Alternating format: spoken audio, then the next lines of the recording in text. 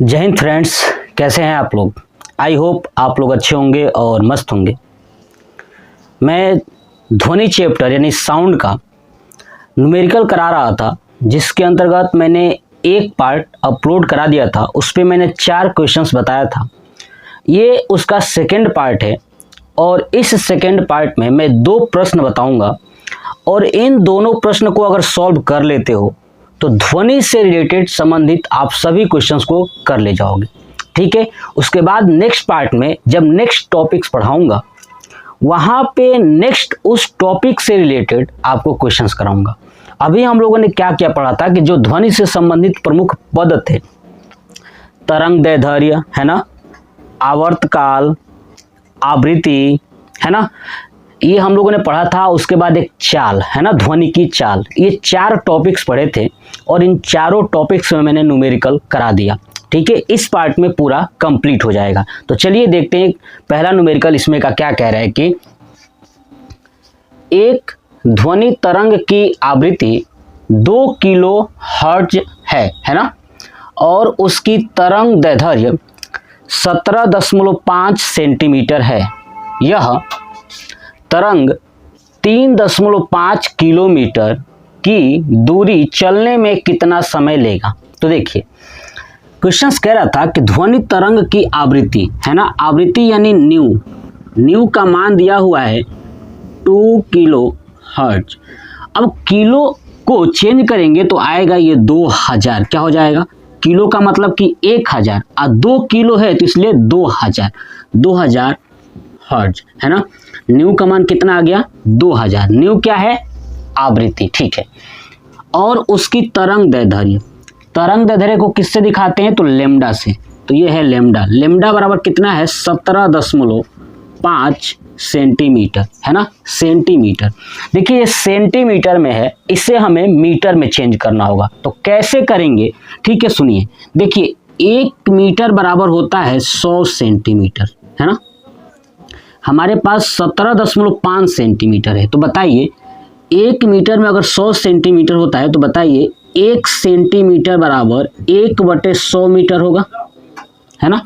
अब हमें 17.5 सेंटीमीटर चाहिए, यहाँ पे 1 सेंटीमीटर है, मतलब कि 17.5 से गुणा करना है। तो इधर हो जाएगा 17.5 सेंटीमीटर बराबर 17.5/100 मीटर है ना। अब ये ऊपर डिवाइड करेंगे तो होगा 0.175 मीटर। मैं डायरेक्ट भी लिख सकता हूँ लेकिन नहीं, मैंने समझाना चाहता था कि देखिए ऐसे करना है। तो लेमडा बराबर क्या आ जाएगा मीटर में 0.175 मीटर हो गया।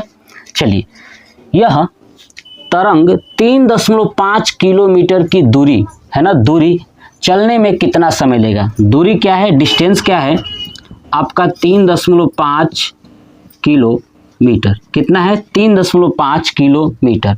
ठीक है, तो 3.5 जो किलोमीटर है इसे मीटर में चेंज करिए। तो मीटर में चेंज कैसे करेंगे, देखिए 1 किलोमीटर में 1000 मीटर होता है, तो 3.5 में कितना होगा। तो क्या करेंगे 3.5 गुणे 1000, ये क्या हो जाएगा मीटर। अब इसको गुणा करेंगे तो देखिए आएगा 350 है ना, 0 से कट गया 350 और एक 0 और, यानी 3500 मीटर। कितना आ जाएगा 3500 मीटर। डिस्टेंस कितना आ गया 3500 मीटर जा रही है। ठीक है, तो 3.5 किलोमीटर की दूरी चलने में कितना समय लगेगा है ना। चलिए हमें पता है कि ये दूरी दिया है, ठीक है, और समय ज्ञात करना है तो एक फार्मूला होता है चाल बराबर दूरी बटे समय होता है ना।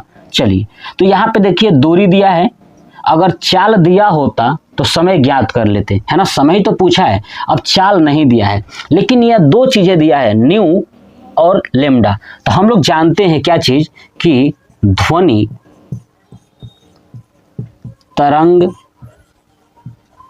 की चाल है ना, v बराबर न्यू लेमडा, जानते हैं ना।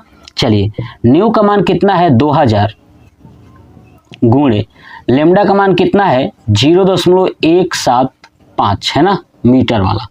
चलिए अब इसको गुणा कर देंगे तो क्या होगा, देखिए दशमलव है, दशमलव हटाएंगे तो नीचे आएगा 1000 और ये 3 जीरो से 3 जीरो कैंसिल। अब 2 गुणे 175 तो हो जाएगा 2 5 6 10, 2 7 14 15, 2 एकम 2, 350। कितना आ जाएगा? चाल कितना आ जाएगा? 350 मीटर पर सेकेंड। अब मीटर पर सेकेंड कैसे? देखिए लेमडा है मीटर में, है ना, और जो ये न्यू है ये जो कि क्या होता है, सेकेंड का उल्टा होता है, इसलिए मीटर पर सेकेंड। और ये भी है ना, भी का मान आ गया, डी का मान आ गया, तो टी निकाल सकते हैं ना। ठीक है, तो लिखेंगे टी बराबर क्या होगा? डी अपान भी। डी कितना है? तो आपका 3500 अपान भी कितना है? 350। अब 3500 बटे 350 से करेंगे तो टोटल आएगा 10, यानी टी बराबर 10 और ये सेकेंड में आएगा। क्यों? क्योंकि मीटर पर सेकेंड में चाल था, तो ये आ गया 10 सेकेंड।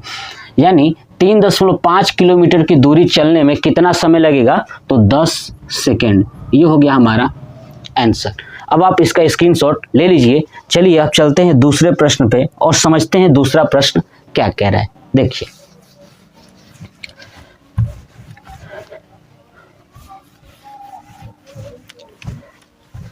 देखिए जो दूसरा प्रश्न है कह रहा है कि वायु में दो ध्वनि तरंगों की तरंग दैर्ध्य, है ना, वायु में दो ध्वनि तरंगों की तरंग दैर्ध्य का अनुपात 2:3 है।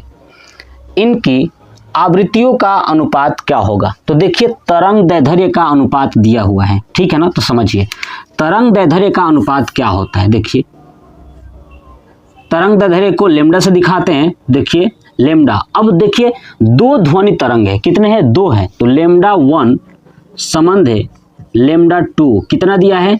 2:3 दिया है ना, ठीक है ना, समझ में आ गया ना। दो ध्वनि तरंगों का जो तरंग दैर्ध्य का अनुपात है लेमडा 1 संबंध है लेमडा 2 इक्वल टू 2:3। इसका मतलब लेमडा 1 बटे लेमडा 2 बराबर क्या होगा? 2/3 होगा, है ना।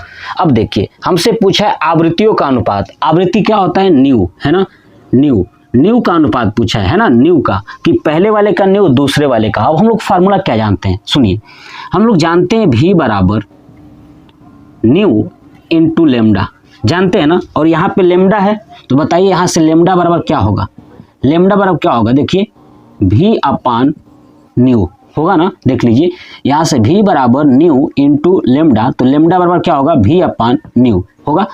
अब यहाँ पे जो ये लेमडा है, इस लेमडा के जगह पे ये भी अपान न्यू रखेंगे। अब देखिए न्यू, अब तरंग दैर्ध्य दोनों के लिए अलग अलग होगा ना, तो एक को मान लेंगे न्यू 1 और एक को मान लेंगे न्यू 2। अब आप कहेंगे कि भी तब क्या होगा? ठीक है, भी जब दोनों ध्वनि तरंग है तो दोनों ध्वनि तरंग एक ही स्पीड से चलती है, ठीक है, क्या होती है? एक ही स्पीड से चलती है। जैसे समझिए आप ध्यान से मेरी बात को, जब भी आपके सामने ध्वनि, दाब, प्रत्यास्थ,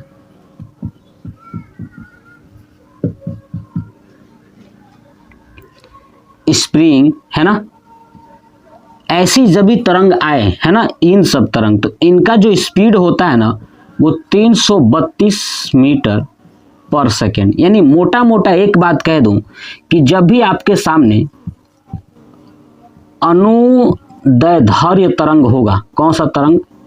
अनुदैर्ध्य तरंग, ठीक है, उसका हमेशा स्पीड 332 मीटर पर सेकेंड होता है, ठीक है ना, याद रखिएगा। लेकिन जब भी अनुप्रस्थ तरंग होगी, कौन सा? अनुप्रस्थ, ठीक है, इसके लिए हमेशा 3 गुणे 10⁸ मीटर पर सेकेंड होगा। ये पॉइंट्स दिमाग में बैठा लीजिए कि जितने भी अनुदैर्ध्य तरंग होती है ना, सबका जो स्पीड होता है ना, उसकी जो स्पीड होती है तरंग की, वो 332 मीटर पर सेकेंड होती है। ये 332 मीटर पर सेकेंड एक वैज्ञानिक थे जिनका नाम था लाप्लास। क्या नाम था?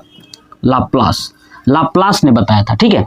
तो देखिए अब सुनिए, और जितनी भी अनुप्रस्थ तरंग होती है उनका जो स्पीड होता है 3 गुणे 10⁸ मीटर पर सेकेंड होता है। ये पॉइंट्स याद रखिएगा। अब देखिए यहाँ पे ये क्या है? ध्वनि। तो जब ये ध्वनि है तो हमें देखिए ध्वनि के लिए मैंने क्या बताया 332 मीटर।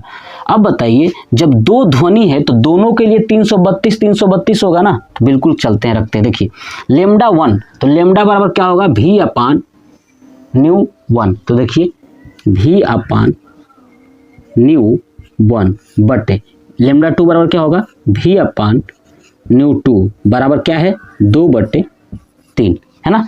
अब देखिए अब ये ऊपर जाएगा तो क्या होगा v अपान न्यू 1 इंटू न्यू 2 है ना अपान v बराबर 2/3।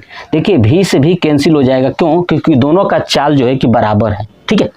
अब देखिए क्या बचा न्यू 2 अपान न्यू 1 बराबर 2/3।